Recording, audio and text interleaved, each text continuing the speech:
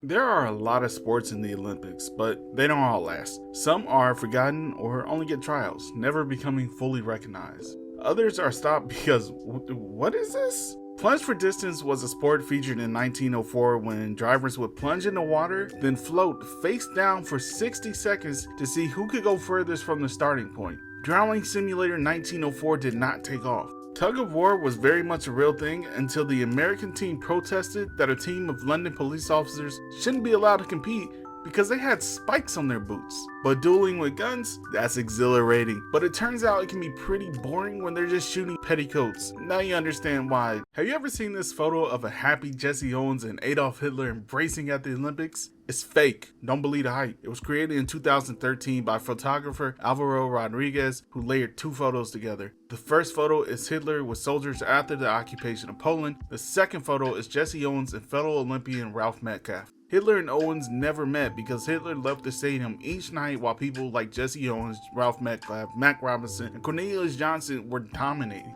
On the one night Hitler did stay, he gave a Nazi salute as Owens and every other athlete passed his luxury box, which is standard for every country leader hosting the Olympics. Hitler never gave Owens shoes, they never shared a meal, never shook hands, and most certainly didn't share a side huddle for a photo op. No matter the race, Americans are Americans, and we are who we are for better or for worse.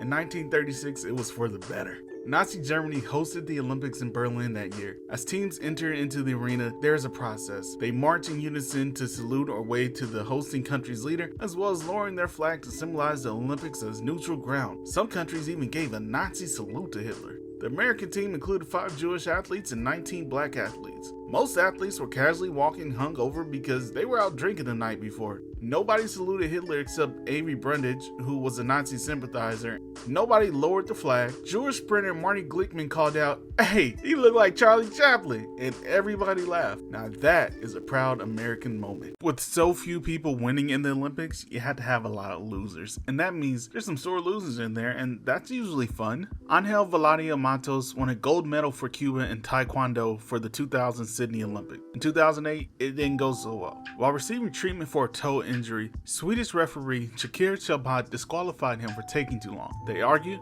and Angel kicked him in the head, punched the judge, and spit on the mat. During the 1988 Seoul Olympics, hometown hero and undefeated boxer Byung Jung-il lost during the second round. In shock or protest, he refused to leave the ring for 67 minutes until the lights were turned off on him. This is similar to Korean boxer Cho Dong-ki, who sat in the ring for 51 minutes after losing during the 1964 Tokyo Olympics. I love a sore loser, and in 1976, New Zealand sent their national rugby team to play in South Africa. They were buddy-buddy with South Africa, going as far as to say they support them. Well, South Africa was fighting against putting an end to apartheid at the time. 29 African nations, led by Congolese administrator Jean-Claude Gagne, stepped up and said, since New Zealand wants to be friends with South Africa, remove them from the Olympics too.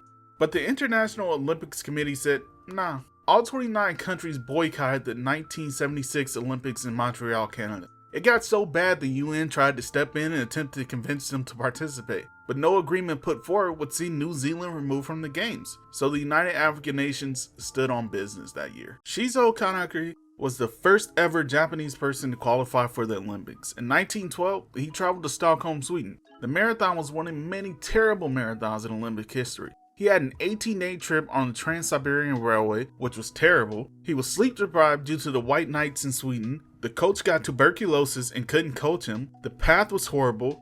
Francisco Lazaro of Portugal died during the race. The 1908 champ Johnny Hayes called it a disgrace to civilization. Kanakuri caught hypothermia 16 miles in. He joined a day party, drank orange juice, and went home without notifying the committee.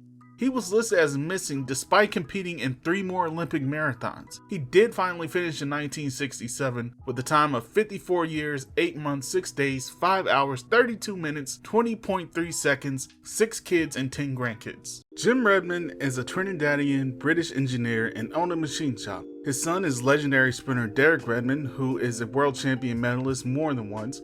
In 1992, he posted the fastest times in the first round and won his quarterfinal. During the last 250 meters of the race, he fell to the ground in pain. Immediately pushing through security, Jim Redmond rushed onto the track. Derek tries to get back to his feet and hop through. Jim reaches him and pushes away officials. With Derek leaning on his father's shoulder, they complete the final lap to a standing ovation from the crowd. He was disqualified. It's just a feel-good moment between a father and son. Jim would make another Olympic appearance in 2012 when he would be one of the torchbearers in London that year. Lawrence Lemieux of Canada was a sailor competing in the 1988 Busan Olympics. He was competing in the 5th of 7 races to determine the winner. He was in 2nd place. At the same time, a different boat race was happening and he watched the ship of Ciel Shaw Her and Joseph Chan of Singapore capsize. Lemieux left his race and pulled them from the water, waiting for the rescue team. He dropped 20 positions to 22nd for the race and 11th overall, meaning he didn't get a medal. The Pierre de Coubertin medal is a medal representing someone who symbolizes what the Olympics is about, and most often it's just given to some politician or contest judge, whatever. However, Lemieux was awarded the medal in one of the few cases where someone really earned it. The 1912 Stockholm Olympics wanted to do something special for nerds like me who enjoy writing more than sports. For the first time, the Olympics had several arts competitions. That's right, competitors did it for the art. Switzerland picked up gold for architecture, France picked up gold for literature, stiff competition as all the competitors except for one were from France. Italy picked up the gold in both music and painting. Lastly, Americans picked up the gold in sculpture, the only contest they entered.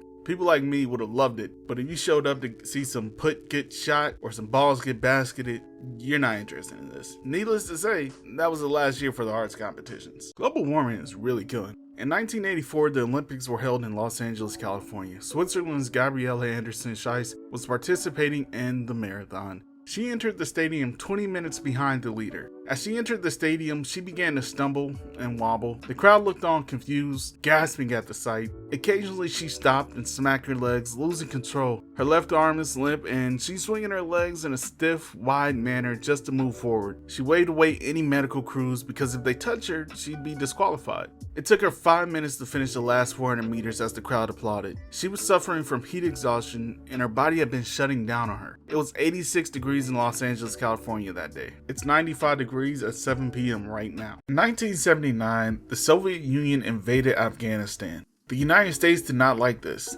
and they called for a boycott of the 1980 Olympics in Moscow. But this is America. An American boycott isn't just staying home. Congress authorized $10 million for the Liberty Bell Classic, an alternative Olympics held in Pennsylvania, 3 days before the actual Olympics. 29 countries competed here instead of the Olympics. The 110 and 400 meter hurdles were faster than those in Moscow, but if you weren't watching for hurdles, it wasn't much of a spectacle. Wilma Rudolph had childhood polio that required extensive treatment, but she would eventually be nicknamed the Tornado and the fastest woman on earth.